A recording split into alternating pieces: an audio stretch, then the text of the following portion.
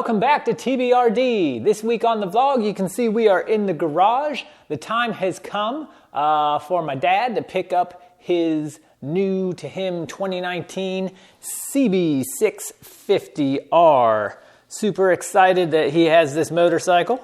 And today he's going to get it home to its rightful and final forever home down in Virginia. So that means we are going to be loading this motorcycle onto his pickup truck and tying it down. And I thought it was a good opportunity to kind of go over the ins and the outs of how to properly load a motorcycle onto a truck. So when you are doing that, there are a couple things to keep in mind. First, your transport vehicle. Ideally, you have a motorcycle trailer. It certainly is the easiest thing to load onto and off of because of the low ground clearance. Inherently, pickup trucks are kind of difficult to load into because of how high the bed is. Unfortunately, we do not have a motorcycle trailer at our disposal, so we'll be using my dad's pickup truck, which is the case for, I think, a lot of people. So what you're hauling the equipment in is number one. So if you can get a trailer, that's the best thing to do. If you can't, you're going to have to use a pickup truck if you have access to one. Then you need to look at ramps. I prefer the longest ramp possible. And one of the things you need to keep in mind about ramps is the ground clearance, right? So on a lot of motorcycles, especially if you're riding something like a cruiser, you're going to have low ground clearance. And that's kind of an issue because as you come up the ramp into the truck bed, the angle there can cause you to bottom out.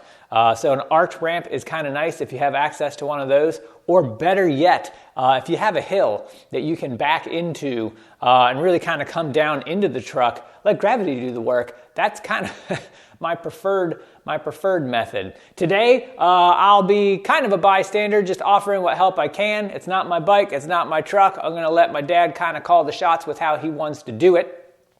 So yeah, you got to consider how you're hauling, how you're getting the vehicle into either the truck or onto the trailer that you have if you are hauling with that. Then you got to think about tying it down.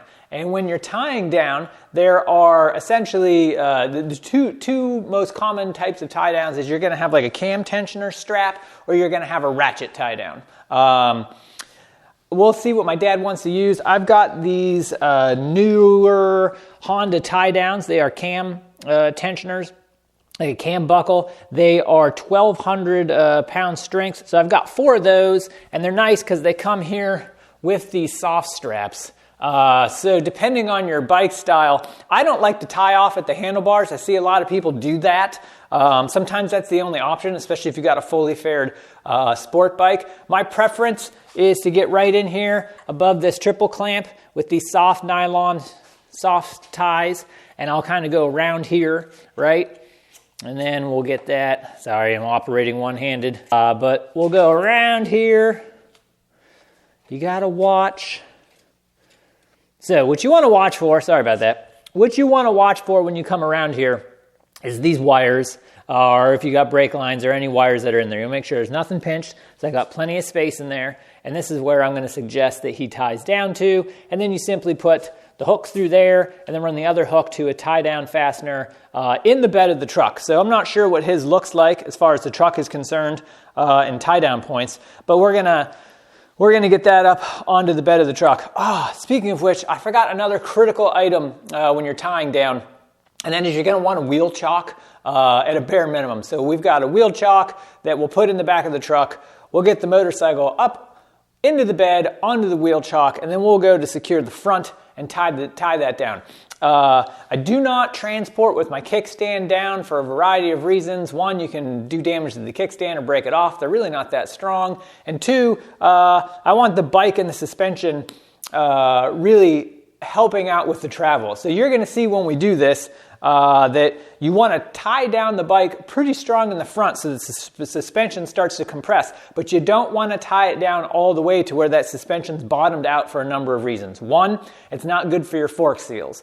I don't actually know anyone who's blown a fork seal out by tying a bike down, but we've all heard the rumors and it is certainly possible. especially if you're using a ratchet tie down and you're just cranking that thing. But what you want to do is you want to get it so the suspension starts to compress, but you want to leave a little bit of play in that suspension so that it can help. So your front's going to be pretty firmly tied down.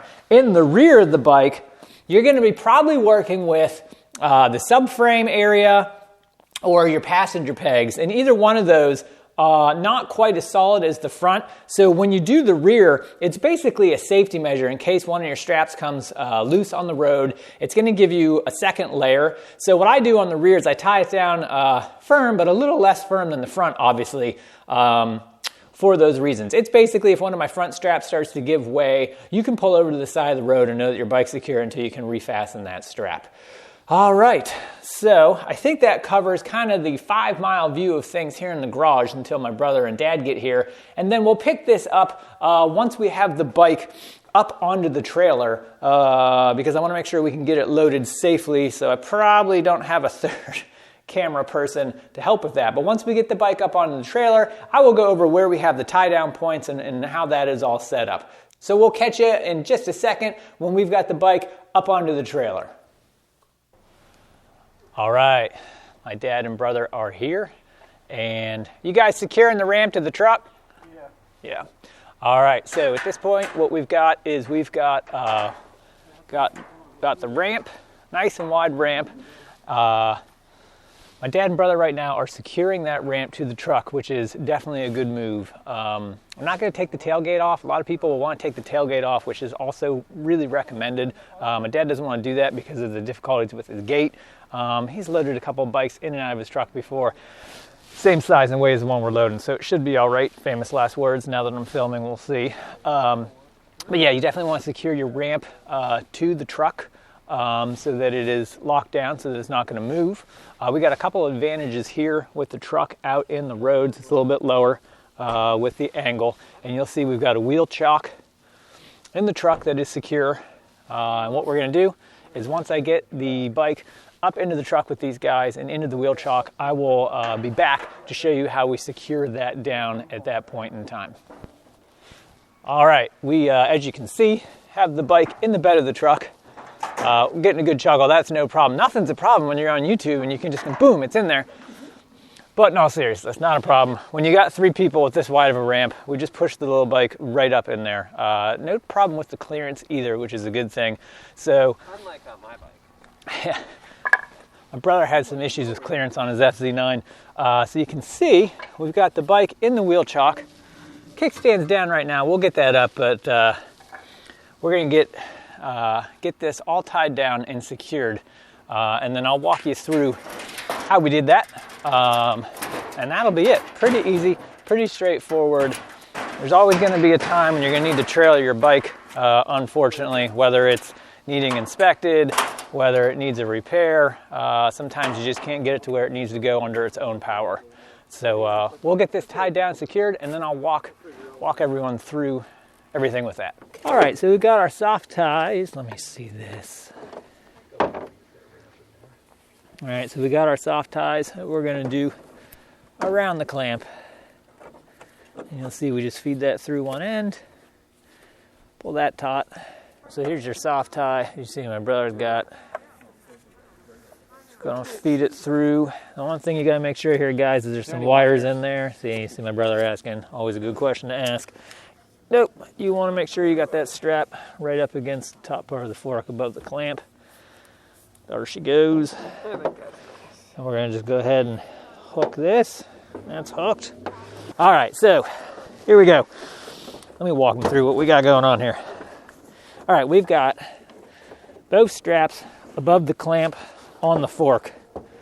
And you can see that we've got the cam buckle down at the bottom. Get a good shot of my biceps when I do this. Cam buckles down at the bottom on both sides.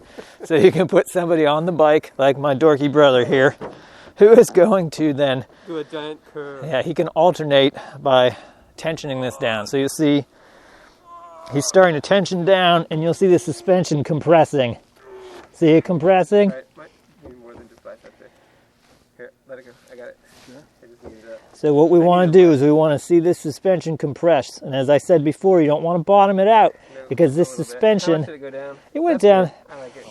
You don't really actually even need one So- with a wheel shock, theoretically. Right. What you want though, guys, is you want your suspension on your bike to help you out. It's gonna absorb as you're driving down the freeway or driving down the roads, the bumps and whatnot. And so essentially at this point in time, you got the kickstand up. I left the kickstand down just because. He left the kickstand down against my better judgment, but there's about 2 inches of clearance there. Really, I like to have it up just in case, but that's not gonna touch. So there's not an issue. All right, at this point, and the back, as I said, softer tie down. My recommendation is just to go right off of the subframe with those soft straps. You'll see some people do them on the passenger foot pegs. Either way, wherever you're tying off on the back, guys, it is not quite as stable as what you have up front. It is quite simply a second layer here in case one of those front cam tension or cam buckle straps starts to come loose. This will allow you to get over to the side of the road. It's also going to secure the back a little bit so it doesn't hop around at all. And you're going to do the same thing it did in the front, except you don't need nearly as much tension on the rear end. So, as always, you get what you pay for, and it's worth it to get some decent straps. You're going to pay a little bit more if you're buying like these, which are Honda specific motorcycle straps. But you know, they were $20 for 2, so you get $40 for 4. I know a lot of people are probably going to roll their eyes over that. Or you can go cheap and get some like $3 to $5 one, and then have them come loose when you're hauling your bike. And if it goes over, you're going to wish you would have just spent the extra $15. So there you have it. My dad brings up a good final point, which I forgot to cover, which is this excess strap. You want to tie it up, rubber band it, however you want to do it, so it's not flapping around, scratching up your bike, which you certainly don't want. Yes. The other thing I'm going to recommend to my family here is that they take the key out of the way before they go. So, ding!